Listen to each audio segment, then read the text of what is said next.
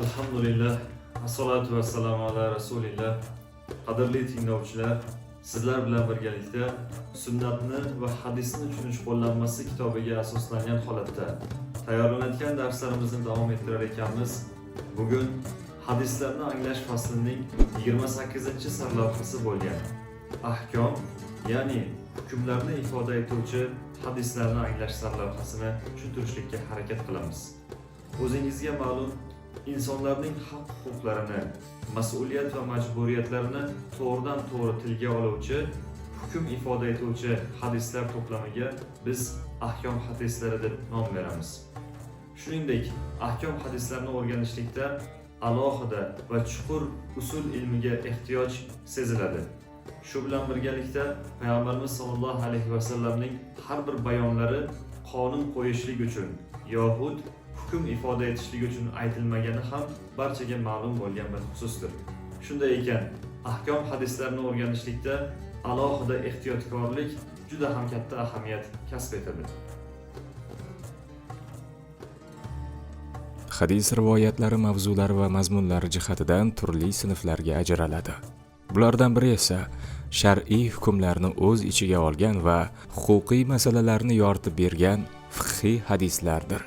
Fiqhiy hadislar insonlarning Alloh, inson va tabiat bilan bo'lgan bog'liqliklarini mavzu qilib olgan, haq va majburiyatlar tilga olingan, ibodat, muomala va tarbiyaga doir hukmlar bilan birga fiqhning tartib va qoidalarini o'z ichiga olgan rivoyatlardir. Qur'on va sunnat madaniyat va sivilizatsiyasining barcha sohalarida bo'lgani kabi huquqga ham manba ekanligi bir haqiqatdir.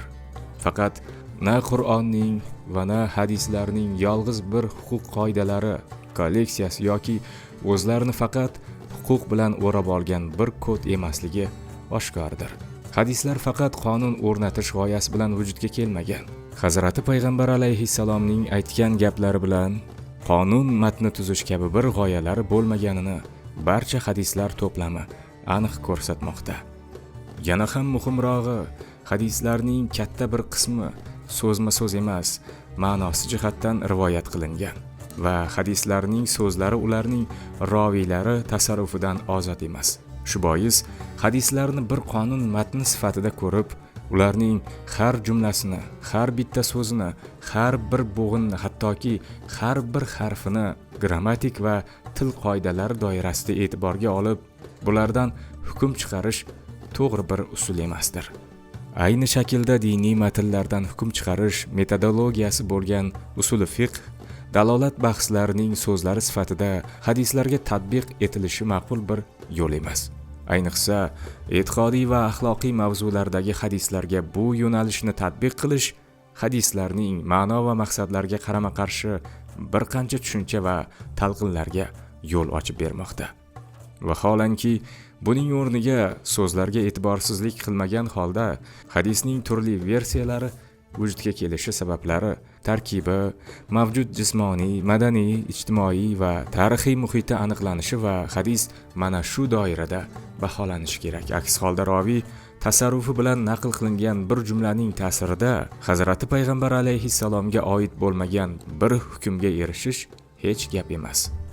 Masalani izohlashda barcha hadislarni faqat ahkom hadislari kabi o'qishni tafsilotlarga tayangan holda Hazrati Payg'ambar alayhissalomning xabarlarini ola olmasdan qanday natijalanganiga bir misol bilan ishorat qilmoqchimiz. Bir rivoyatda lashkarlarning boshida Hazrati Payg'ambar alayhissalom bo'lgan bir urush so'ngida asir olingan joriyalardan birining emizikli bolasi yo'qoladi. Bolani izlashadi, hatto Hazrati Payg'ambar alayhissalom ham bu qidiruvga aralashadilar. Nihoyat bola topiladi. Bolasini yo'qotib yuragi yongan bir ona bilan onasini topgan bir bolaning bir-birlariga qovushish onlari hammaning hissiyotini qo'zg'aydi. Bolasini topgan ona o'ziga qarab turganlarga e'tibor bermasdan darhol o'sha yerda bolasiga eng ko'p ehtiyoj bo'lgan narsani, ya'ni sutini berib emizishni boshlaydi. Bu manzara oldida olamlarga rahmat bo'lgan Hazrati Payg'ambar alayhissalom o'sha yerdagilardan so'radilar: "Sizningcha bu xotin quchog'iga olgan bolasini otashga otadimi?" Javob bo'ldiki, yo'q otmaydi. Shunda Allohning rasuli qasamki, Allohning bandalariga bo'lgan rahmati bu onaning bolasiga bo'lgan marhamatidan ko'proqdir, deydilar. Barcha hadislarni ahkom hadislar deb ko'radiganlarning bu hadisning butun bir insoniyatga beradigan xabarini ko'rish, bu xabarni fahmlash, fiqhni anglash va insoniyatga yetkazish o'rniga asir tushgan bir joriyaning mahram joylariga qarashi joizmi, yo'qmi ekanligini tortishishlarini bema'nilikka yoyish uchun yetarlidir. Bu masalaga doir berishimiz mumkin bo'lgan misollardan biri ushbu rivoyatdir. Bir odam Hazrati Payg'ambar alayhissalomning eshiklaridagi tirqishdan poylab turgan edi. Hazrati Payg'ambar alayhissalomning qo'llarida temirdan bir taroq bor edi. Hazrati Payg'ambar alayhissalom bu odamni ko'rganlarida, menga qarab turganingni bilsaydim, buni ko'zingga suqar edim. Ruxsat so'rash qaramaslik uchun buyurilgandir, dedilar. Keyinchalik bu rivoyat roviyning tasarrufi bilan begonaning uyini ruxsatsiz kuzatgan odamning ko'zlari o'yilishiga doir rivoyatlarga almashib ketgan. Xattobiyning naql qilinishicha, Imom Shofiy bir uyni yashirincha kuzatgan odamning ko'zi o'yilsa, diyat va qasosga ehtiyoj qolmaydi, degan hukmga kelganlar. Faqat Abu Hanifa har kim bu ishni qilaversa, ya'ni ruxsatsiz uyini kuzatgan odamning ko'zini o'yaversa, jinoyat sodir qilgan bo'ladi. Chunki o'rtaga bir to'siq qo'yish yoki u odamning o'z bilan gaplashib olish orqali uni bu ishdan man qila oladi. Buning o'rniga qasddan ko'zni o'ysa, jazo kerak bo'ladi, deb roviylarning bu rivoyatlarini emas, huquq tamoyillarini ilgari surganlar. Bunday bir jazo berganning jinoyat sodir qilgan bo'lishini ifoda qilib ketganlar. Juda ko'p misollarda ko'rganimizdek, voqeadan chiqarilgan yanglish bir hukmning roviylar tarafidan shaklga solinib, Hazrati Payg'ambar alayhissalomga isnod etilayotganini tushunish mumkin.